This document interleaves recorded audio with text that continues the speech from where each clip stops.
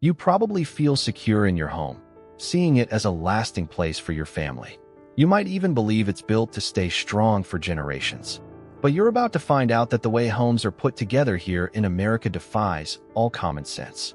Your house isn't built like the rest of the world's, and the hidden truth inside your walls will change how you see home forever. It sounds crazy, but it's a problem people are waking up to everywhere. You don't have to look far to find stories of homes, barely 30 years old, that are already starting to fall apart. Think about all those big neighborhoods that shot up in the 2000s. On the outside, they looked great, but a lot of them were built incredibly cheap. There are stories from construction workers back then who saw builders skipping basic, critical steps. For example, instead of putting a solid wood layer on the outside of the house, they'd just use a thin weather wrap, a sheet of foam, and then put vinyl siding right over it. The guys who built them used to joke that you could cut your way inside with a simple box cutter. The shocking part is, somebody actually did it. This is a huge change when you think about how old American homes were built with giant wood beams to last for centuries. Or how homes in a place like Sweden are built to be passed down through generations. So why are our homes so different? In this video, we're going to break down what's really holding your house together, why it's often built to be so flimsy, and what that actually means for you. So what is it that's actually holding your house together? For most homes built in America over the last 70 or 80 years, the answer is a method called stick-built construction. The name says it all. You're essentially building a skeleton out of wooden sticks, usually 2x4s, and then attaching everything else to that frame. This method became incredibly popular after World War II. It was a fast and cheap way to build millions of new homes when the country desperately needed them. But fast and cheap often comes with a catch.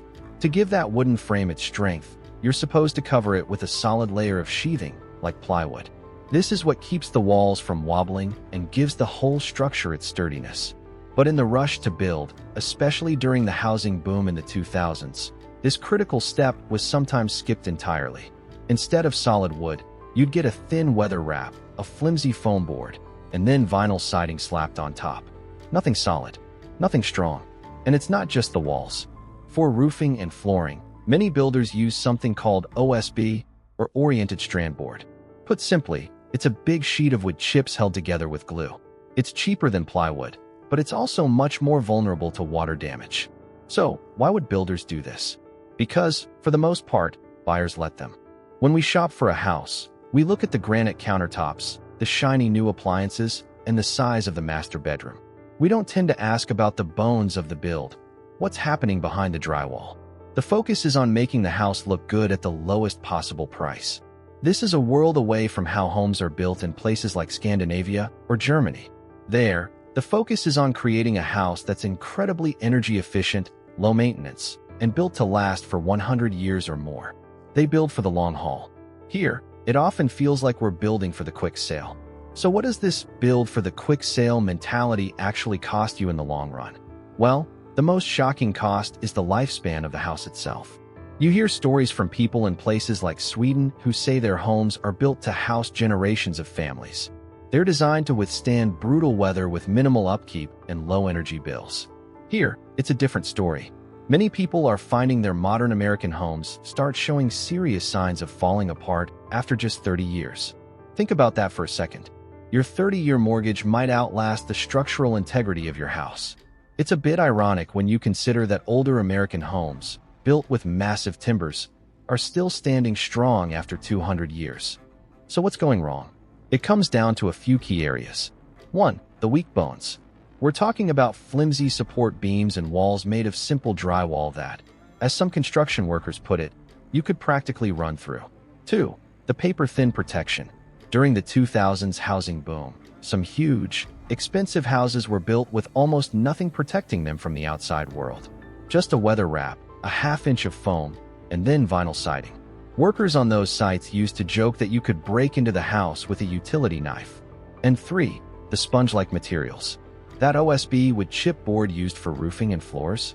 The second it gets wet, it can swell up and start to fall apart, leading to leaks and expensive repairs. Each of these issues isn't just a problem on its own. They all add up to a constant financial drain.